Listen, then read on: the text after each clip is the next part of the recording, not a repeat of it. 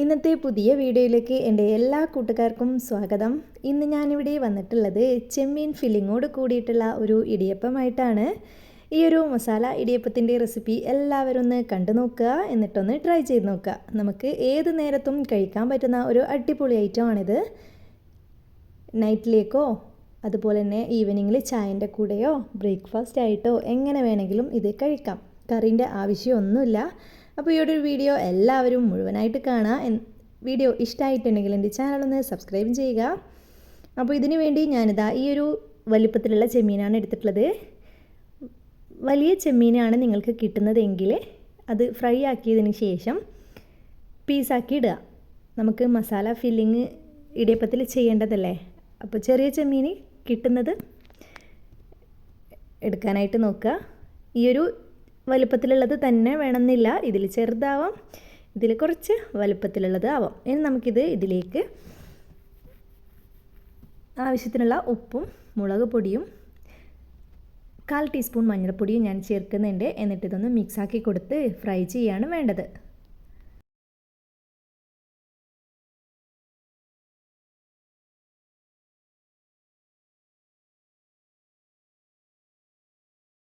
ഞാനിതാ മിക്സാക്കി എടുത്തിട്ടുണ്ട്. മിക്സാക്കി ഉടനെ തന്നെ നമുക്ക് ഫ്രൈ ചെയ്യാനായിട്ട് ഇടാം. റെസ്റ്റ് ചെയ്യാനായിട്ടൊന്നും വെക്കേണ്ട ആവശ്യമില്ല. ഇനിതാ ഞാനൊരു പാത്രം അടുപ്പത്ത് വെച്ചിട്ടുണ്ട്. അതിലേക്ക് ആവശ്യത്തിനുള്ള ഓയിൽ ചേർത്ത് കൊടുത്ത് നമ്മൾ മിക്സ് ചെയ്ത് വെച്ചിട്ടുള്ള ചെമ്മീൻ ഇതാ മുഴുവനായിട്ടും ചേർത്ത് കൊടുക്കുക. ഒരു മീഡിയം ഫ്ലെയിമിലിട്ട് നല്ല രീതിക്ക് തന്നെ ഒന്ന് ഫ്രൈ ആക്കി എടുക്കുക.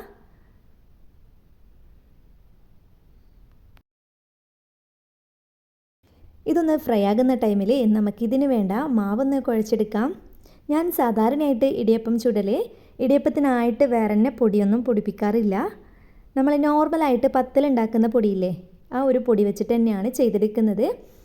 നിങ്ങൾ ഇങ്ങനെ ചെയ്യാത്തവരാണെങ്കിൽ ഒന്ന് ചെയ്ത് നോക്കണേ. 1/2 കപ്പ് പൊടിയാണ് ഞാൻ എടുത്തിട്ടുള്ളത്.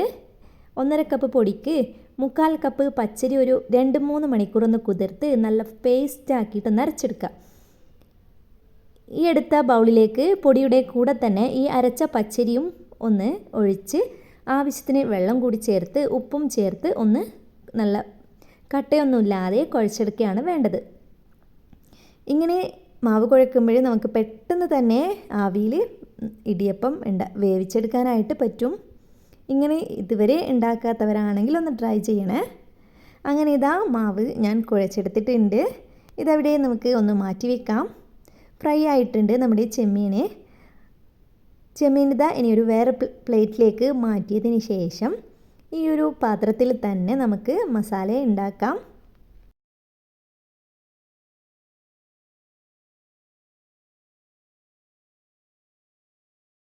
ഈ ഒരു പാത്രത്തിൽ ഓയിൽ ഇല്ല എങ്കിൽ കുറച്ച് ഓയിൽ ഇതിലേക്ക് ഒഴിച്ചെടുക്കണേ. ഇനിതാ 2 വലിയ സൈസിലുള്ള ഉള്ളി തന്നെ എടുത്തിട്ടുണ്ട്. ചെറുതാക്കിയിട്ട് വേണം കട്ട് ചെയ്തെടുക്കാൻ. ഇതൊന്ന് മുഴുവനായിട്ട് മിക്സാക്കി കൊടുക്കുക. അപ്പോഴേക്കും തന്നെ ഉള്ളിയുടെ കളറൊക്കെ മാറിയിട്ടുണ്ടാവും നമ്മുടെ ഈ ഒരു ഓയിലിൽ കിടന്നിട്ട്. ഇനിതാ ഇതിലേക്ക് 2 പച്ചമുളക് ചെറുതായിട്ട് കട്ട് ചെയ്ത് ചേർത്ത് കൊടുക്കുക. പിന്നെ 1/2 സ്പൂണ് ഇഞ്ചി വെളുത്തുള്ളി പേസ്റ്റാണ് ഇതിലേക്ക് വേണ്ടത്. ഞാൻ ഇത് വീട്ടിൽ തന്നെ ഉണ്ടാക്കിയെടുത്ത പേസ്റ്റാണ്. നിങ്ങൾ പച്ചമുളക് കട്ട് ചെയ്തിട്ട് ഇട്ട് കൊടുക്കുന്നില്ല എങ്കിൽ ഈ ഒരു ടൈമിൽ ഇഞ്ചി വെളുത്തുള്ളി പേസ്റ്റ് ഉണ്ടാക്കൂലേ, ആ ഒരു ടൈമിൽ കുറച്ച് പച്ചമുളകും കൂടി ഇട്ട് കൊടുത്ത് ചതച്ചെടുത്താൽ മതി. നിങ്ങളുടെ എരിവിനനുസരിച്ചിട്ട് പച്ചമുളക് എണ്ണം കൂട്ടുകയും കുറയ്ക്കുകയൊക്കെ ചെയ്യാം. ഇതൊന്ന് വഴറ്റി കൊടുത്തതിന് ശേഷം നമുക്ക് കുറച്ച് കറിവേപ്പില ചെറുതാക്കിയിട്ട് കട്ട് ചെയ്തൊന്ന് ചേർത്ത് കൊടുക്കാം. പിന്നെ ഇതിലേക്ക് ആവശ്യത്തിനുള്ള ഉപ്പ് ചേർക്കുക. ഉള്ളി വഴന്ന് കിട്ടുന്നതിന് ആവശ്യത്തിന് ചേർത്ത് കൊടുത്താൽ മതി. നമ്മൾ ഓൾറെഡി മാവ് കുഴച്ചെടുത്ത് അപ്പം ചേർത്ത് കൊടുത്തു, ചെമ്മീൻ ഫ്രൈ ആക്കി കൊടുത്തു, അതിലും ഉപ്പ് ചേർത്തിട്ടുണ്ട്. അപ്പം കുറച്ച് മാത്രം ചേർത്ത് കൊടുക്കുക. ഉപ്പ് കൂടി പോകാൻ പാടില്ല. ഉള്ളി ജസ്റ്റ് ഒന്ന് വാടിക്കഴിഞ്ഞാൽ നമുക്ക് ഫ്രൈ ആക്കി വെച്ചിട്ടുള്ള ചെമ്മീൻ ഇതിലേക്ക് ചേർത്ത് കൊടുക്കാം. ചെമ്മീനും കൂടി ചേർത്ത് നല്ല രീതിക്ക് തന്നെ ഇത് മിക്സാക്കി കൊടുക്കുക. ഇനി നമുക്കിതിലേക്ക് ചേർക്കാനായിട്ടുള്ളത് ക്യാപ്സിക്കം ആണ്. വലിയ ക്യാപ്സിക്കം ആണെങ്കിൽ പകുതി ചേർത്ത് കൊടുക്കുക. ചെറുതാണ് കിട്ടുന്നതെങ്കിൽ ആ ഒരു മുഴുവനായിട്ടുള്ളതും ചേർക്കുക. അങ്ങനെ ഇതാ അതും കൂടി ചേർത്തൊന്ന് മിക്സാക്കി കൊടുക്കുക. അതിൻ്റെ പച്ച കളറൊക്കെ ലൈറ്റായിട്ടൊന്ന് ചേഞ്ച് ആകുന്നത് വരെ മാത്രം വഴറ്റിയാൽ മതി. നല്ല രീതിക്കൊന്നും വെന്ത് കിട്ടണമെന്നില്ല. ഇനി ഇതിലേക്ക് 1/2 ടീസ്പൂൺ ഗരം മസാലയും 1/2 ടീസ്പൂൺ കുരുമുളക് പൊടിയും ഞാൻ ചേർത്ത് കൊടുക്കുന്നുണ്ട്. നിങ്ങളുടെ എരിവിനനുസരിച്ചുള്ള കുരുമുളക് പൊടി ഇതിലേക്ക് നിങ്ങൾക്ക് ചേർത്ത് കൊടുക്കാവുന്നതാണ്. ഇനി ഇതാ ഫൈനലായിട്ട് തന്നെ കുറച്ച് മല്ലിയിലയും കൂടി ചേർക്കുന്നുണ്ട്. എന്നിട്ട് ഇതാ മുഴുവനായിട്ടും മിക്സാക്കി കൊടുത്ത് നമുക്ക് ഫ്ലെയിം ഓഫാക്കാം. ഈ ഒരു ഫില്ലിങ്ങിൽ തന്നെ ഈ ഒരു റെസിപ്പി നിങ്ങളൊന്ന് ട്രൈ ചെയ്ത് നോക്കണം കേട്ടോ. അങ്ങനെ ഇതാ നമ്മുടെ മസാലയും ഇവിടെ റെഡിയായി. ഇനി നമുക്കിതാ ഇടിയപ്പം ഉണ്ടാക്കാനായിട്ട് ആവിപ്പാത്രം അവിടെ അടുപ്പത്ത് വെച്ചിട്ടുണ്ട്. അതുപോലെ തന്നെ ഇടിയപ്പത്തിൻ്റെ അച്ചും എടുത്തിട്ടുണ്ട്. അച്ചിൻ്റെ ഉള്ളിൽ ഇതാ ഇതുപോലെ ഓയിൽ ഒന്ന് തേച്ച് കൊടുക്കുകയാണെങ്കിൽ മാവ് ഇതിൽ ഒട്ടും ഒട്ടിപ്പിടിക്കില്ല. ഒരു പ്രാവശ്യം ഉണ്ടാക്കിയിട്ട് നമ്മൾ രണ്ടാമത്തെ തവണ ഉണ്ടാക്കുമ്പോൾ അതിൻ്റെ അച്ചിലൊക്കെ മാവ് ഒട്ടിപ്പിടിക്കുന്നത് കണ്ടിട്ടില്ലേ? ഈ ഒരു രീതിക്ക് ഓയിൽ ഒന്ന് തേച്ച് കൊടുത്താൽ മതി, അങ്ങനെ ഉണ്ടാവില്ല. അങ്ങനെ ഇതാ മുഴുവനായിട്ടും നിറച്ചു കൊടുത്തിട്ടുണ്ട്. അതുപോലെ തന്നെ ഞാൻ ഇതാ ഇഡലീൻ്റെ തട്ടിലെ അതിലാണ് കേട്ടോ ഉണ്ടാക്കിയിട്ടുള്ളത്. നിങ്ങൾക്ക് വേണമെങ്കിൽ വാഴയിലയിൽ ഉണ്ടാക്കാം. ഇഡ്ഡലി തട്ടിൽ ജസ്റ്റ് ഒന്ന് എണ്ണ തടവി കൊടുക്കുന്നുണ്ട്. അങ്ങനെ ഇതാ 4 കുഴിയിലും ഞാൻ ഫസ്റ്റിലൊന്ന് മാവ് ഇട്ടുകൊടുത്തു.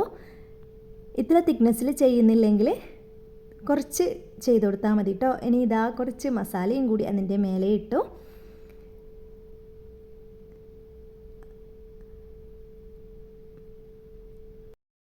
ഒരു തട്ടിലുള്ള അപ്പത്തിലൊക്കെ ഞാൻ മസാല മുഴുവനായിട്ട് ഇട്ട് കൊടുത്തു. ഇനി അതിൻ്റെ മേലേക്ക് ഒന്നും കൂടി ഒന്ന് മാവ് ഇട്ട് കൊടുക്കുക. ഞാൻ പറഞ്ഞതുപോലെ തന്നെ ഇത്ര തിക്നെസ് വേണ്ടെങ്കിൽ അതിങ്ങളുടെ ഇഷ്ടത്തിനനുസരിച്ച് മാവ് ചേർത്ത് കൊടുത്താൽ മതി കേട്ടോ. അങ്ങനെ ഇതാ കുറച്ച് തേങ്ങയും കൂടി ഇതിൻ്റെ മേലെ ഇട്ട് കൊടുക്കുക.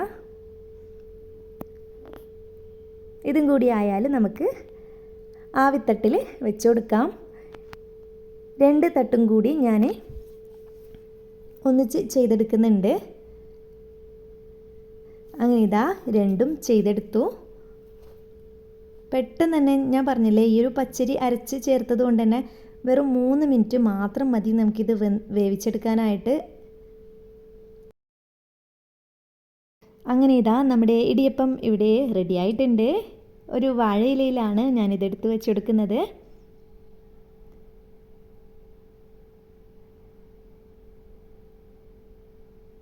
ഇത് ഇതുവരെ ഉണ്ടാക്കി കഴിച്ചിട്ടില്ലാത്തവരാണെങ്കിൽ ഒന്ന് ട്രൈ ചെയ്ത് നോക്കുക. ചെമ്മീൻ അല്ലെങ്കിൽ ചിക്കൻ വെച്ചിട്ടായാലും ഇതിൻ്റെ ഫില്ലിങ് റെഡിയാക്കാവുന്നതാണ്.